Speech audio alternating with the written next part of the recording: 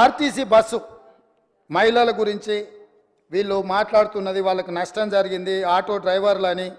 ఒక ఆయన ఆటో రాముడు కృష్ణానగర్లో మొత్తం సినిమాకి సంబంధించిన వాళ్ళే ఉంటారు. సురభి నాటకాలు వేసేవాళ్ళు, సినిమాలో చిత్రసీమలో ఎక్స్ట్రా క్యారెక్టర్స్ అంటారు. ఏమంటారు వాళ్ళను? ఎక్స్ట్రా అంటే ఎక్స్ట్రా ఆర్టిస్టులు అంటే ఏమంటారు? జూనియర్ ఆర్టిస్టులు కృష్ణానగర్లు ఉంటారు. టీఆర్ఎస్లో ఒక జూనియర్ ఆర్టిస్టు ఆడేదో సమావేశానికి పోయిందంట, ఆడ ఆటో కనిపించిందంట, ఆటో ఎక్కి ఆటో రాముడు ఆఫీస్కి పోయిందంట. మళ్ళీ దాంట్లో మాత్రము లోపల కెమెరా పెట్టిరు అధ్యక్ష, ఆయన ఎక్కింది దిగింది షూటింగులు చేయడానికి. ఏంది అధ్యక్ష ఈ డ్రామా? ఏంది డ్రామా? ఏంది ఇది?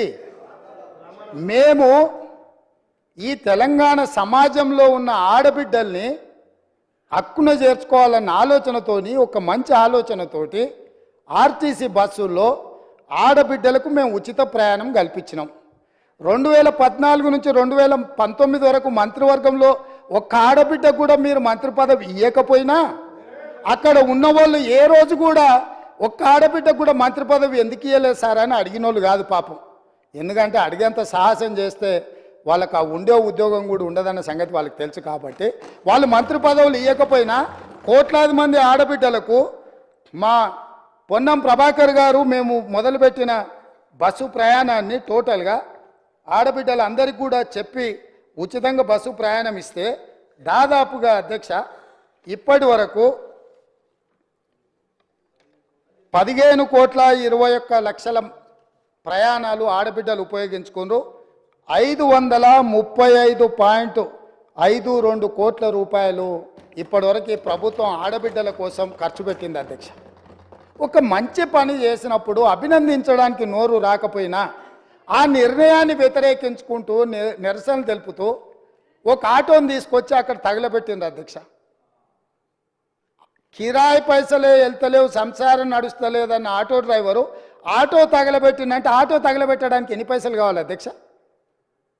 ఆటో రౌండ్ ఆటోలో ఎక్కి తిరిగిందంట, ఆయనకు ఇంకొక ఆయనకు ఆటో ఖర్చులు వెళ్ళలేదంట, ఆయన తీసుకొచ్చి ఆటో తగలబెట్టిండంట. ఏంది అధ్యక్ష ఇది?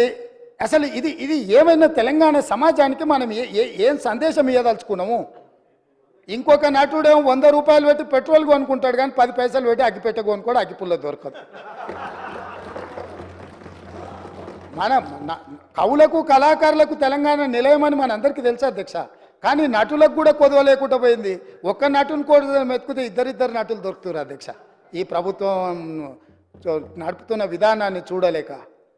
కాబట్టి ఇవాళ నేను ఒకటే సూచన చేస్తున్నా, అక్కడ ఉండే మా సోదరిమణులకు, మా సోదరులకు ఒక మంచి నిర్ణయం తీసుకున్నాం మన ఆడబిడ్డల కోసము.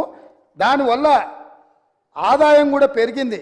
నేను మీకు లెక్కలు చెప్పదలుచుకున్న ఎండోమెంట్స్, దేవాలయాలు సందర్శనలకు పోయి రాష్ట్రం యొక్క ఇన్కము ఏ విధంగా పెరిగిందో కూడా మన వాళ్ళకి నేను లెక్కలు చెప్పదలుచుకున్నా అధ్యక్ష. ఆడబిడ్డలు బస్సు ప్రయాణాన్ని ఉపయోగించుకొని ఎక్కువ దైవ దర్శనాలు చేసుకోవడం వల్ల దేవాదాయ శాఖ యొక్క ఆదాయము నవంబర్లో, అంటే ఉచిత బస్సు ప్రయాణం లేనప్పుడు దేవాదాయ శాఖ ఆదాయము 49.28 కోట్ల అధ్యక్ష. అదేవిధంగా డిసెంబర్లో మేము ఉచిత బస్సు ప్రయాణం మొదలుపెట్టినాక ఆడబిడ్డలు కుటుంబ సభ్యులతోని యాదగిరిగుట్టనో లేకపోతే జోగులాంబనో లేకపోతే ఇతర దేవాలయాలు, భద్రాచలంలో రాములవారినో ఇట్లా వివిధ దేవాలయాలను సందర్శించుకోవడం వల్ల డిసెంబర్ నెల ఆదాయము 93.24 కోట్ల రూపాయలు అధ్యక్ష. జనవరి ఆదాయము 68.69 కోట్ల అధ్యక్ష.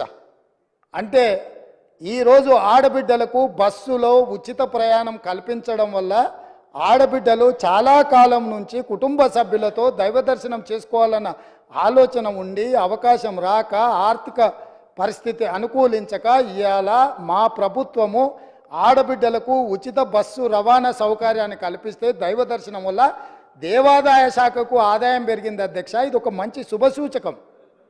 దీన్నైనా వారు అభినందిస్తే బాగుంటుందని నేను అనుకున్నా, వారు అభినందించలేకపోయారు అధ్యక్ష.